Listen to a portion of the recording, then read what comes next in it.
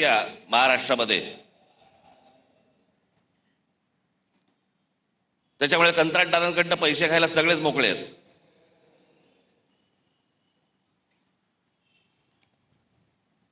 आज देशातही एक धाकधूक सुरू आहे, भीषण परिस्थिती आहे, गॅस मिळत नाहीयेत. नेहमी नॉर्मलला असणारी लोक सध्या गॅसवर आहेत.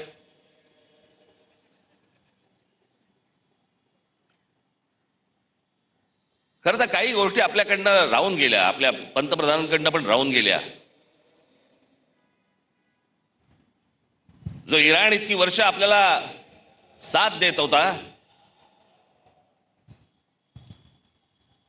त्या इराणवरती ज्या प्रकारचे हल्ले होत आहेत आज, आपण इराणला साथ द्यायला पाहिजे होती.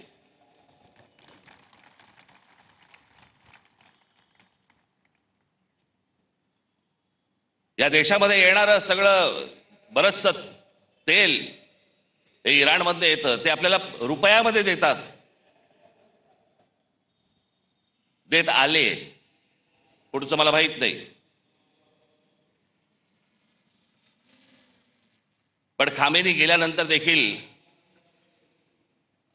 आपल्या देशाच्या पंतप्रधानांनी कुठचंही निषेधाचं एक स्टेटमेंटही काढलं नाही, हल्ल्यावरती कुठचं स्टेटमेंट काढलं नाही. जो देश आजपर्यंत जम्मू काश्मीरच्या प्रश्नावरती देखील आपल्याला पाठिंबा देत आला, भारताला पाठिंबा देत आला, त्यांच्या मागे आपण आज अडचणीच्या काळामध्ये उभे राहिलो नाही, याचा त्रास निश्चित भविष्यात होणार आपल्याला.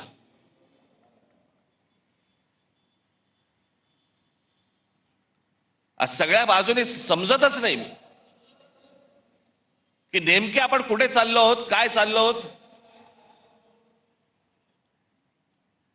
या देशामधली राज्य कुठे चालली आहेत, या देशामधली लोक कुठे चालली आहेत, प्रगती कुठे होतीये.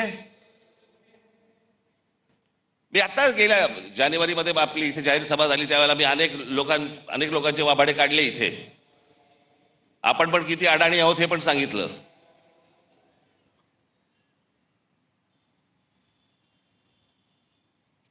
हे जे मी तुम्हाला सांगतो हे लक्षात ठेवत जाय, विसरत जाऊ नका.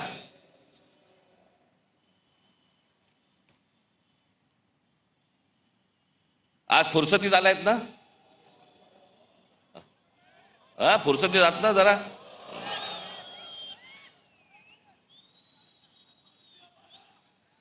काय उद्या 12 वाजे मी एकट्याने भाषण करत बसायचं, तुला काय बसून ऐकायला.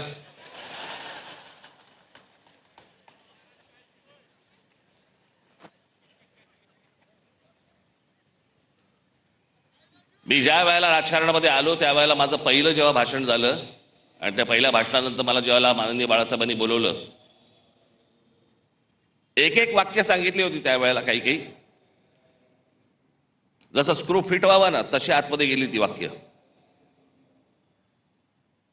त्यावेळेला त्यांनी मला सांगितलं होतं की भाषण जेव्हा करशील तेव्हा एक गोष्ट लक्षात ठेव, काय बोललो याला महत्व नाही, आज तू येऊन त्यांना काय दिलंस याला महत्व आहे. समोरच्यांना विचार करायला काय दिलंस. आणि मी नेहमी एक भाषण करताना माझ्यावरती एक मानसिक दडपण पण असतं की मी आज काय तुम्हाला देऊ, काय सांगू तुम्हाला, नवीन काय देऊ, ज्याच्यातनं तुम्ही विचार करायला लागाल. हे सरकार विचार करायला लागेल.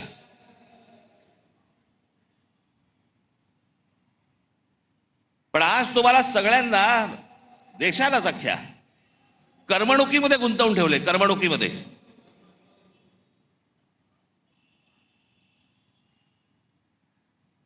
IPL चालू आहे, मग अजून कुठचे पिक्चर येत आहेत, मग ते हाऊसफुल जात आहेत, मग टेलिव्हिजनवरती.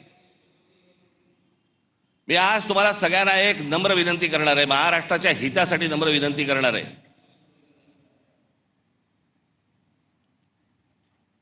पहिल्यांदा त्या मोबाईल फोनच्या इंस्टाग्राम मधनं बाहेर या.